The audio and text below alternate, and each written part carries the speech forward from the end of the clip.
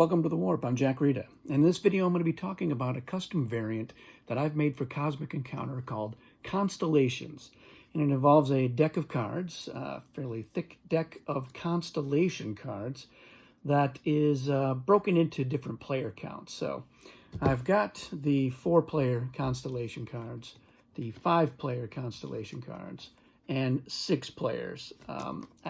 Naturally, I need to get around to making 7- and 8-player constellations, but this works pretty well as is. And the way it works is, depending on your player count, you'll take a number of those cards equal to the number of players, and you will deal 1 to each player. So if I'm in a 4-player game, we'd each get 1 of these cards, and we'd be using these 4 colors. And the way the cards work is they have the little systems set up here, and there are specific planets that have been selected on each system. And those are the planets that you must occupy in order for that planet to count as a foreign colony towards the win. And if it's a planet that is marked in your own system, it's one that you must maintain as well as for a home colony in order to win. So similarly, in a 5-player game, the cards look like this.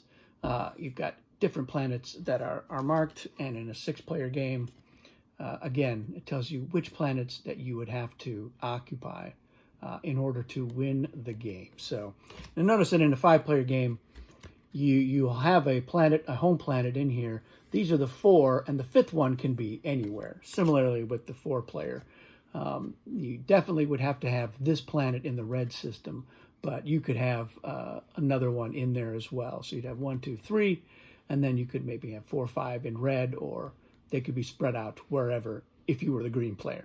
So that's how the constellations work. You are you're forming your own constellation by connecting those specific planets in the different systems. So what this really does is it changes the dynamics of alliances. So if I am green and I draw red in the Destiny phase, I'm going to be pointing the hyperspace gate at that planet on there. But if I'm purple, and this is my card, I don't need to have a colony on that planet. I need to have one on that planet, which means that I'm not necessarily going to be wanting to ally with the offense to go after a planet that I don't need to conquer, which means that you're more likely to get allies on the defense. And that's one of the things that I've always been a little bit obsessed with in Cosmic Encounter, is messing with that dynamic. I think that most players will agree that when it comes to alliances, people tend to ally with the offense a lot more than they do with the defense. That's the reason why I came up with the reward deck. That, and of course I had hundreds of ridiculous cards that I didn't want to put into the Cosmic deck. But that dynamic of giving incentives to players to ally with the defense was the big motivator. And it has the similar effect here. And the reason that there are so many cards is so that you do have some overlap. So if I point at the center planet, there may be other players that have to get that planet as well. So you don't want to make it so that nobody is going to ever want to ally with the offense, but you're going to switch things up a little. So I might not even necessarily have wanted to ally with the offense, but now they're pointing it at my planet that I have to conquer that planet. I got to get a colony there. So yeah, I am going to ally with the offense, even though I had maybe wanted to go with the defense. And so that is how constellations work.